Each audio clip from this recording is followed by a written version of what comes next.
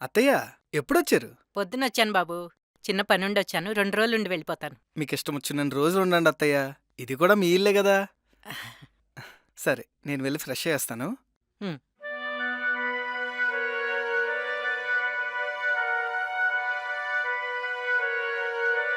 ఏయ్ అంజలి, ఉమ్. అల్లుడు గారు కష్టపడి వచ్చారు కదా, వెళ్ళి ఏదో ఒకటి చేసి పెట్టు.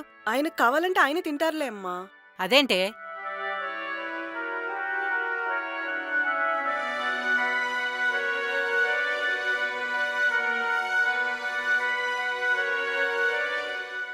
ఆ, అంజలి, చెప్పండి.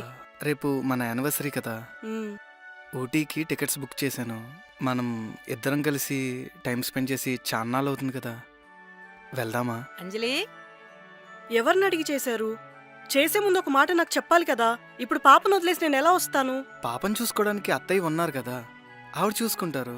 అది కాదండి, ఎల్లుండి నుంచి దానికి ఎగ్జామ్స్. నేనే చదివించాలి కదా. పాప చదువుతుంది ఫస్ట్ క్లాస్. అంత చదివించేయాల్సిందేముంటది? నీకు నాతో రావడం ఇష్టం లేకపోతే చెప్పు, అంతే.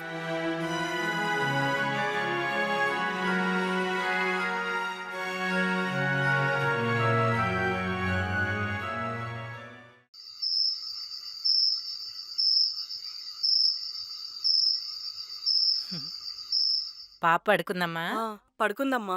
అల్లుడు గారేరి? పక్క రూమ్లో పడుకున్నారు. పక్క రూమ్లోనా? ఉమ్. అదేంటే? వచ్చిన దగ్గర నుంచి చూస్తున్నాను, మీ ఇద్దరి మధ్య దూరం, నీలో మార్పు. ఇదివరకు అల్లుడు గారు ఆఫీస్ నుంచి ఎప్పుడొస్తారా అని చూసేదానివి. కానీ ఇప్పుడొస్తే ఆయన మొహం కూడా చూడట్లేదు నువ్వు. ఆయన దగ్గరే వాళ్ళని చూస్తుంటే నువ్వెందుకు దూరం పెడుతున్నావు? పిల్లలు పుట్టిన తర్వాత ప్రతి ఆడది చేసే తప్పే నువ్వు చేస్తున్నావు. పిల్లలు పుట్టాక ప్రియారిటీసు, బాధ్యతలు పెరుగుతాయి.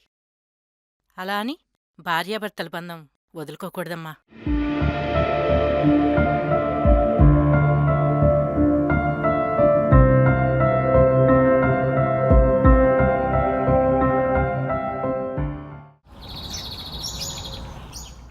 ట్రిప్పా?